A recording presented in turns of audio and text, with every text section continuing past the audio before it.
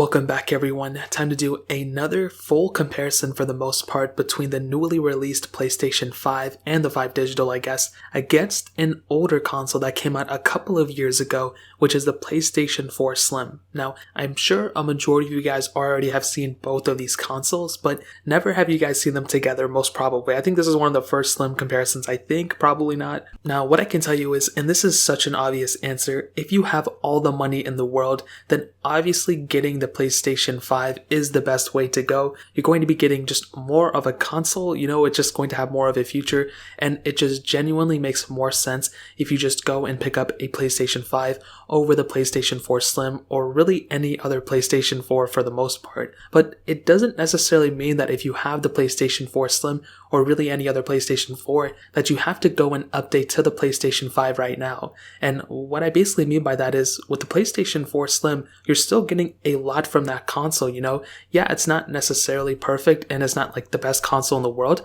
but you're still getting, for the most part, enough of a console there that you can kind of move on with the rest of your life and not really have to worry about the PlayStation 5 right now. And I'll definitely tell you the pricing structure between these two is the one main reason why it really makes me a little hesitant to actually still recommend the PlayStation 5. And that mostly has to do with the resale value of the PlayStation 5. So I actually had to pay a lot more than twice the cost for my PlayStation 5 digital. Retail, they're $399. I spent over $1,000 on mine. And if you're not in my position, I would highly recommend you not to do that. But I had to buy them so then I can make, these videos on them. So that was really the huge highlight and the huge, reason why I had to do that. But I will tell you that, that isn't necessarily the best idea for a majority of people out there. And that's why I honestly tell you, if you don't need to, I would not recommend picking up the PlayStation 5 just right now. But on the other hand, if you're able to buy it for the same retail value, I would say 100% go for it. It is a great console. It's going to last you forever.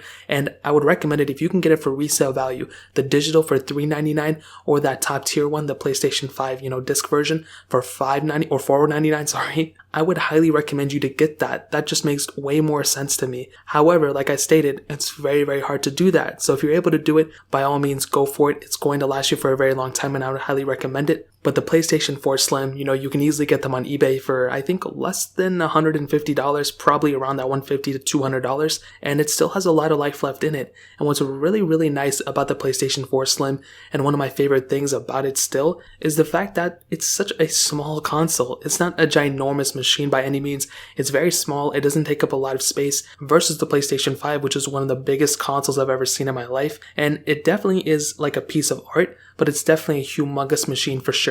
Now, with the PlayStation 4 Slim on the exterior, you're basically getting that standard black body, which I really do like.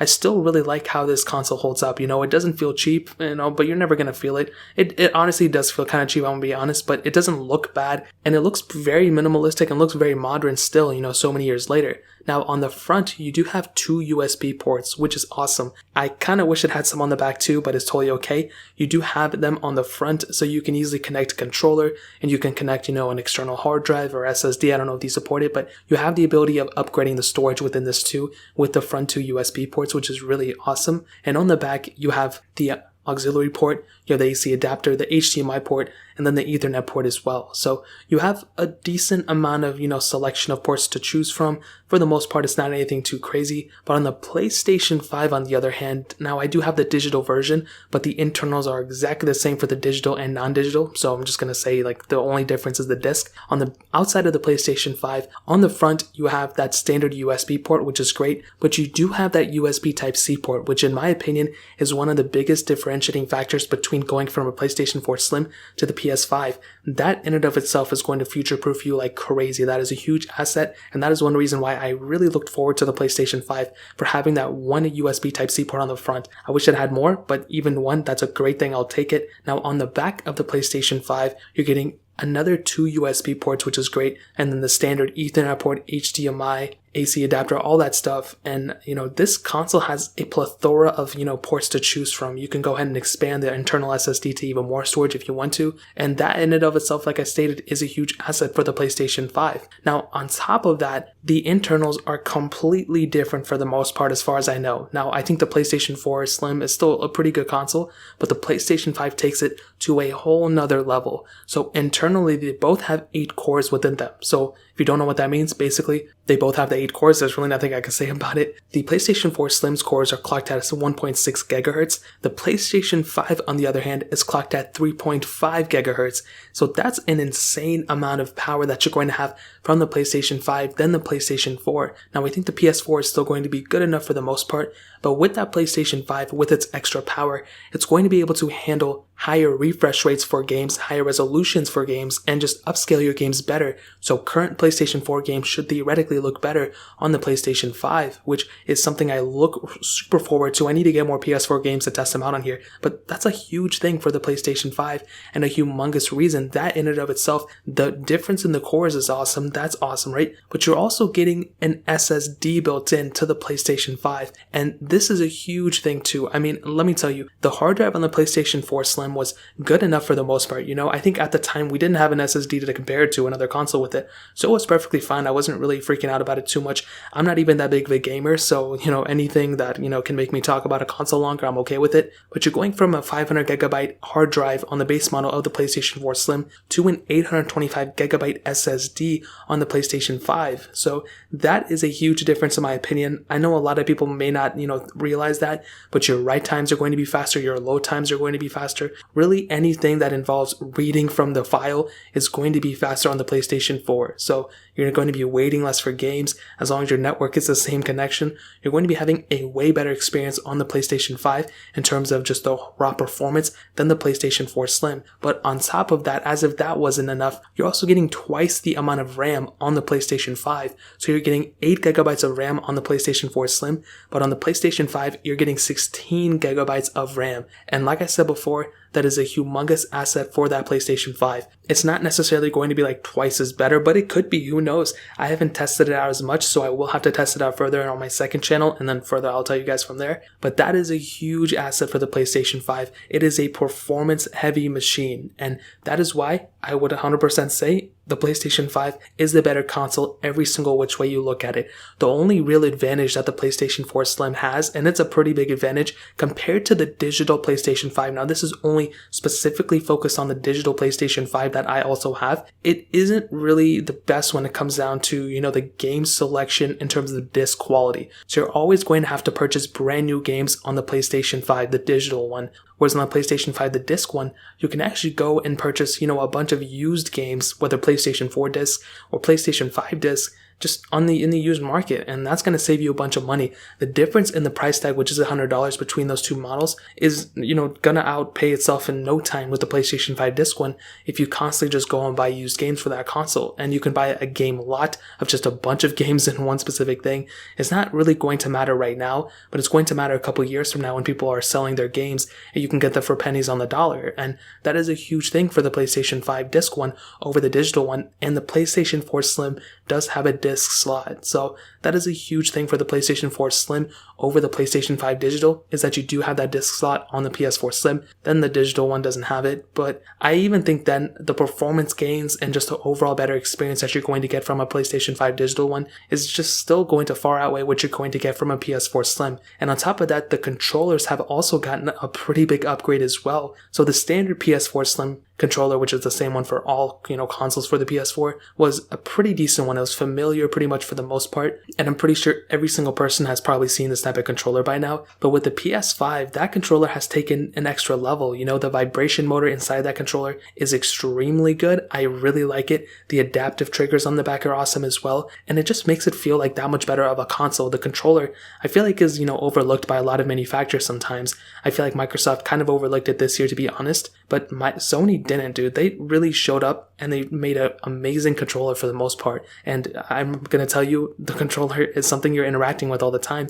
And Sony did a really good job on this specific controller. So that's another huge aspect to, going from a PS4 Slim to the PlayStation 5. You're going to be getting a far better controller on that console as well, which, like I said before, is a huge asset for that machine. And another big thing why I really liked Sony this year was that they did kind of pretty much change the UI for the most part. The PS4 Slim had, the standard, UI that I like too. I mean, it wasn't that bad, but Sony really went out of their way to actually produce a better UI for their console, and it's really separated from this, previous generation. Microsoft didn't really do that this year. I think it'll probably come in a later update, but I'm still not a fan of that. I kind of wish they went ahead and, upgraded it sooner than later, but it is what it is. And honestly, to kind of sum up this video and to answer the question, should you pretty much upgrade your PlayStation 4 Slim to the PlayStation 5? I'm going to say this, and it's just a no-brainer, 100% yes. I would go from a PlayStation 4 Slim to a PlayStation 5 as soon as you can. But here's the thing, and there's the big caveat, and there's a huge thing I would recommend everyone to listen. If you can get one for retail price, I would say go for it. You don't even need my permission, just do it. But there's a huge caveat to that because it's so hard to get one for retail price. So if you have to pay like hundreds of dollars over that retail price, I would say don't do it. It's not worth it right now. Eventually, Sony and all these other companies, they're just going to make so many quantities of this, and less people are going to buy them each time. So most probably you're going to be able to, cop it fairly easier.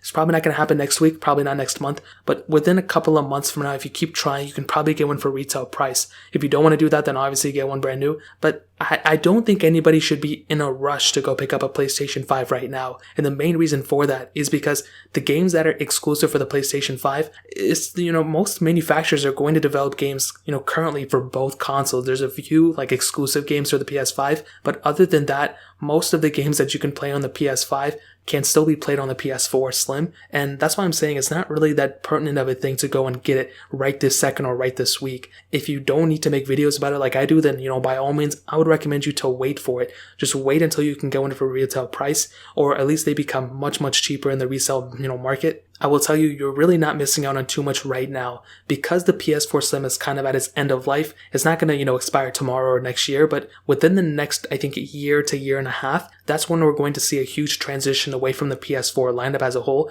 and going to, kind of more focused in on the PlayStation 5 and the Xbox Series X, to be honest. So I would say for the next year and a half, maybe even 2 years, you're going to be perfectly set for the PlayStation 4 Slim. But if you could, if another drop happens on, PlayStation's website, or Walmart does another drop, or whoever, then, I would recommend, waiting in the queue and trying to see if you can get it. But if you can't, I don't really think you're missing out on too much, to be completely honest right now. There's a lot of cool features with it, but the PlayStation 5 has such a huge future ahead. We're literally just getting started, you know what I mean? Like, even if you get it next year, you're really not going to miss out on too much, if I'm being honest. A lot of the development is going to happen, at least after that year and a half mark, in my opinion. So that really pretty much covers it up. If you guys have any other questions or anything, let me know in the comment section below. Hit the like button, that would mean so much, but definitely hit that subscribe button. Every single subscriber that we get really does count, so it means so much if you guys could hit that. Also, check out the other links down in the description as well. My Twitter, my Instagram, my other channels. More importantly than everything else, I love every single one of you guys. Hopefully I'll catch you guys in the next video.